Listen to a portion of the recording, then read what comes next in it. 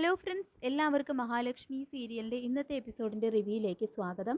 അങ്ങനെ മഹിയോടൊപ്പം കമലേശ്വരത്തെത്തുന്ന കണ്ണൻ അയ്യപ്പനെ തൊഴുത മാലയൂരി വ്രതം അവസാനിപ്പിക്കുന്നു. തുടർന്ന് മഹിയോട് നല്ല പോലെ കോളിംഗ് ബെൽ അടിക്കാനും കണ്ണൻ പറയുന്നുണ്ട്. അങ്ങനെ കോളിംഗ് ബെല്ലിൻ്റെ ശബ്ദം കേട്ട് ദുർഗയും ഉണ്ണിയും കരുണയും മേഘനയെല്ലാം ഞെട്ടി ഉണരുന്നുണ്ട്.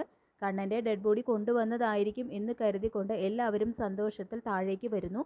വാതിൽ തുറക്കുന്ന ദുർഗ കാണുന്നത് മഹിയാണ്. തുടർന്ന് നീ എന്താണ് ഈ നേരത്തെ എന്ന് ദുർഗ ചോദിക്കുമ്പോൾ കണ്ണേട്ടനെ കുറിച്ച് ഒരു വിവരവും ഇല്ല, ഇതുവരെ ഒന്ന് വിളിക്കുക പോലും ചെയ്തില്ല എന്നെല്ലാം മഹി സങ്കടത്തോടു കൂടി പറയുമ്പോൾ അത് കേട്ട് ചിരിക്കുന്നുണ്ട് കരുണ. നീയല്ലേ അവനെ നിർബന്ധിച്ച് മല ചവിട്ടാൻ പറഞ്ഞു വിട്ടത്, എൻ്റെ കുഞ്ഞിന് എന്താണ് സംഭവിച്ചത് എന്ന് ദുർഗ ചോദിക്കുമ്പോൾ തന്നെ ഒന്നും സംഭവിച്ചില്ല അമ്മേ എന്ന് പറഞ്ഞുകൊണ്ട് കണ്ണൻ അവിടേക്ക് വരുന്നു. കണ്ണനെ കണ്ട് ഇടിവിട്ടേറ്റതുപോലെ നിൽക്കുകയാണ് ദുർഗയും ഉണ്ണിയും കരുണയും മേഘനും ഒക്കെ.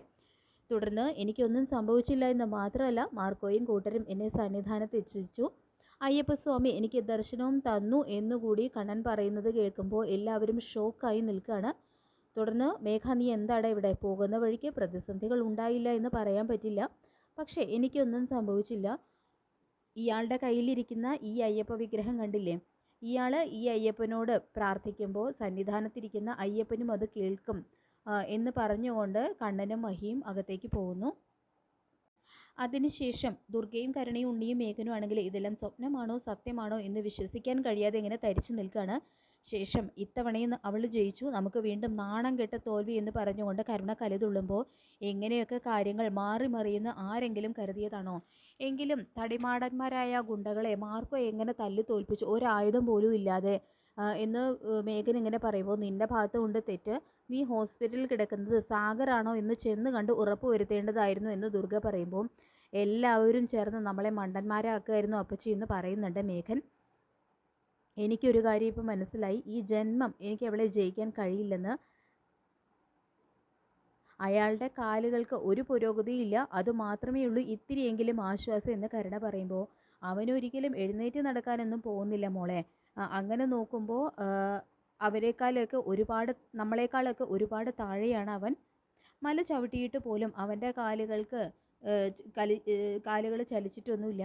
സാരമില്ല, ഇതല്ലെങ്കിൽ അടുത്ത വഴി നമ്മൾ നോക്കും, ജയം കാണുന്നത് വരെ എന്ന് പറയുന്നുണ്ട് കേട്ടോ മേഘൻ.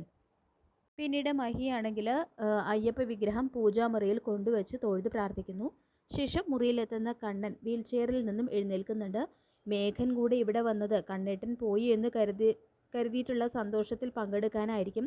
കണ്ണേട്ടൻ്റെ ബോഡി കൊണ്ടുവന്നു എന്ന പ്രതീക്ഷയായിരുന്നു അവർക്കൊക്കെ എന്ന് മഹി പറയുമ്പോൾ എത്ര നീച ജന്മങ്ങളാ മഹി അവരൊക്കെ, എന്തിൻ്റെ കുറവുണ്ടായിട്ടാണ് അവരൊക്കെ ഇങ്ങനെ ചിന്തിക്കുന്നതെന്ന് എനിക്ക് മനസ്സിലാകുന്നില്ല. മാർക്കോ പറഞ്ഞതുപോലെ എല്ലാത്തിനെയും തല്ലി ചതുക്കിയല്ല വേണ്ടത്, ഇതുപോലുള്ള ഷോക്കുകൾ കൊടുക്കുകയാണ് വേണ്ടതെന്ന് കണ്ണൻ പറയുമ്പോൾ അത് കണ്ണേട്ടൻ പറഞ്ഞത് 100% ശരിയാണ്. ഇപ്പോൾ വേറെ 2 പേരും കണ്ണേട്ടൻ ഇല്ലാതായതിൻ്റെ സന്തോഷത്തിൽ അവിടെ ഇരിക്കുകയായിരിക്കും, അവർക്കും ഇതുപോലൊരു ഷോക്ക് ട്രീറ്റ്മെൻറ്റ് കൊടുക്കണം എന്ന് പറയുന്നുണ്ട് കേട്ടോ മഹി. അങ്ങനെ മഹി കണക്ക് കൂട്ടിയതുപോലെ തന്നെ പ്രതാപനും മുത്തശ്ശിയും ആണെങ്കിൽ പിറ്റേന്ന് കമലേശ്വരത്തേക്ക് പോകേണ്ട കാര്യങ്ങളെക്കുറിച്ചെല്ലാം പറയുന്നു.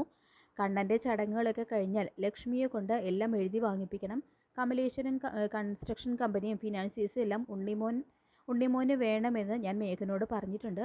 അവൻ സ്വത്തിൻ്റെ കാര്യത്തിൽ വല്ലാത്ത ആർത്തിയുള്ളവനാണ്, അവനെ പൂർണ്ണമായിട്ട് ഒന്നും വിശ്വസിക്കാൻ കഴിയില്ല എന്ന് പ്രതാപം പറയുമ്പോൾ ഇതുവരെ കണ്ണൻ്റെ ഡെഡ് ബോഡി അവിടേക്ക് കൊണ്ടുവന്നില്ലല്ലോ പ്രതാപ എന്ന് മുത്തശ്ശി ചോദിക്കുമ്പോൾ നാളെ എന്തായാലും കൊണ്ടുവരുമെന്നാണ് മേഘം പറഞ്ഞത് എന്ന് പ്രതാപം പറയുമ്പോൾ അതൊന്ന് കൺകുളിരെ കാണണമെന്ന് പറയുന്നുണ്ട് കേട്ടോ മുത്തശ്ശി. ഇതേ സമയം മഹാലക്ഷ്മി ആണെങ്കിൽ മോഹിനിയെ വിളിക്കുന്നു. എന്നിട്ട് ഞാനും കണ്ണേട്ടനും ഇവിടെ എത്തിയമ്മേ, കണ്ണേട്ടനെ നേരിട്ട് കണ്ട ഷോക്കിലാണ് ഇവിടെ എല്ലാവരും. ഇനി കരുണയുടെ അച്ഛനും മുത്തശ്ശിക്കും ഒരു ഷോക്ക് കൊടുക്കണം എന്ന് പറയുമ്പോൾ വേണം മോളെ എന്ന് പറയുന്നുണ്ട് കേട്ടോ മോഹിനി. അമ്മ അയാൾക്കൊന്ന് ഫോൺ കൊണ്ടുപോയി കൊടുക്കാനും മഹി പറയുന്നുണ്ട്. അങ്ങനെ മോഹിനി പ്രതാപൻ്റെ അടുത്ത് ചെന്നിട്ട് പറയുന്നുണ്ട്, മോള് കമലേശ്വരത്ത് തിരികെ എത്തി, മോൾക്ക് നിങ്ങളോട് എന്തോ പറയാനുണ്ടെന്ന് പറഞ്ഞുകൊണ്ട് പറയുന്നുണ്ട്.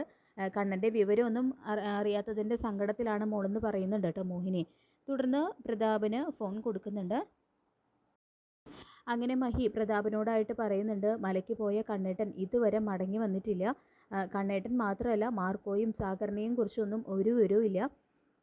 ഇനി നിങ്ങൾ വല്ലതുമാണോ അതിൻ്റെ പുറകിലെന്ന് എനിക്ക് നല്ല സംശയമുണ്ടെന്ന് പറയുമ്പോൾ നിൻ്റെ കണ്ണൻ മടങ്ങി വന്നില്ലെങ്കിൽ അതിൻ്റെ കാരണക്കാരി വേറെ ആരുമല്ല, നീ മാത്രമാണ്. നീയല്ലേ കാലിന് സ്വാധീനമില്ലാത്ത അവനെ മലയ്ക്ക് പറഞ്ഞു വിട്ടത്. ഇനി ഞങ്ങളെ എങ്ങാനും പ്രതികളാക്കാൻ നോക്കിയാലുണ്ടാവോ അവിടെ വന്ന് നിൻ്റെ കരണത്ത് ഒറ്റ എന്ന് പ്രതാപൻ പറയുമ്പോൾ തന്നെ കണ്ണനാണെങ്കിൽ ദേഷ്യം കൊണ്ട് ഫോൺ മഹിയുടെ കയ്യിൽ നിന്ന് വാങ്ങി പ്രതാപൻ്റെ മുന്നിലേക്ക് ചെല്ലുന്നു. അപ്പോൾ കണ്ണനെ കാണുന്നതും പ്രതാപനും മുത്തശ്ശിയും ആണെങ്കിൽ ശരിക്കും ഞെട്ടിത്തെറിച്ച് പോവാണ്. തുടർന്ന് കണ്ണൻ നല്ല മറുപടി കൊടുത്തുകൊണ്ട് പറയുന്നുണ്ട്, എൻ്റെ മഹിയെ താൻ തല്ലോണ്ട് ഇങ്ങോട്ട് വാടോ, താൻ എന്താ കരുതിയത്, മലയ്ക്ക് പോയ ഞാൻ ഒരിക്കലും തിരിച്ചു വരില്ലെന്നോ? ഞാൻ സന്നിധാനത്തെത്തുക മാത്രമല്ല അയ്യപ്പസ്വാമി എനിക്ക് ദർശനവും തന്നു.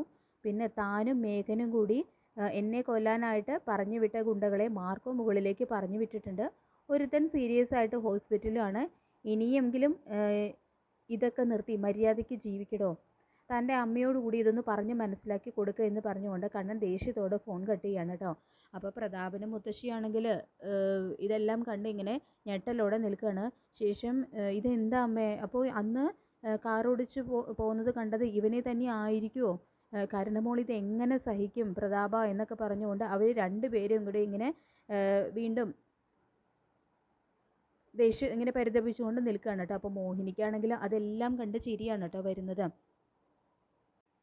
ശേഷം മഹി കണ്ണനോടായിട്ട് പറയുന്നുണ്ട്, കണ്ണേട്ടൻ അവരെ ഇവിടെ നിന്നും ഇറക്കി വിടുകയൊന്നും വേണ്ട. കരുണ എത്രയൊക്കെയായാലും കരുണ എൻ്റെ അനിയത്തിയല്ലേ, അവളെ ഇവിടെ നിന്നും ഇറക്കി വിടാൻ എനിക്കും ബുദ്ധിമുട്ടുണ്ട്.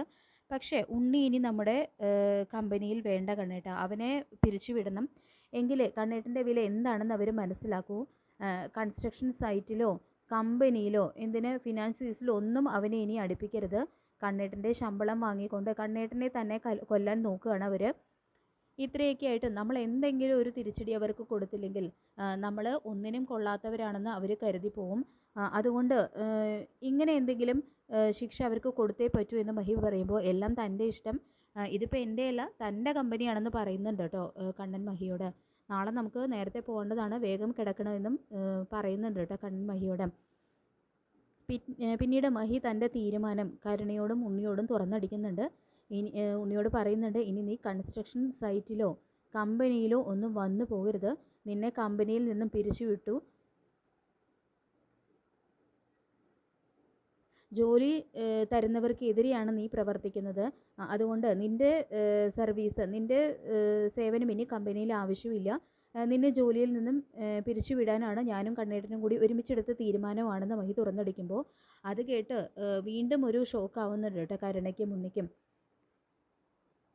പിന്നീട് കണ്ണനും മഹിയും മൂന്നാറിലേക്ക് പോകുന്നു എന്നറിയുന്ന ശത്രുക്കളാണെങ്കിൽ വീണ്ടും മഹാലക്ഷ്മിയെ അവിടെ വെച്ച് കൊലപ്പെടുത്തണം എന്നൊരു പദ്ധതി ആസൂത്രണം ചെയ്യുന്നുണ്ട്. അതായത് മാർക്കോ എന്തായാലും അവരോടൊപ്പം പോകുന്നില്ല. അപ്പോൾ ഒരു രക്ഷയ്ക്കായിട്ട് മാർക്കോ അവരുടെ കൂടെ ഇല്ല. അപ്പോൾ ഈ ഒരു സമയത്ത് തന്നെ അവരെ കൊല്ലാനായിട്ടുള്ള ഒരു ചതിയാണ് അവർ പ്ലാൻ ചെയ്യുന്നത്. അപ്പോൾ നമുക്ക് കാത്തിരിക്കാം ലേറ്റസ്റ്റ് എപ്പിസോഡിനായിട്ട്. ഈ റിവ്യൂ ഇഷ്ടപ്പെട്ടെങ്കിൽ ലൈക്ക് ചെയ്യുക, ചാനൽ കൂടി ഒന്ന് സബ്സ്ക്രൈബ് ചെയ്യുക. താങ്ക്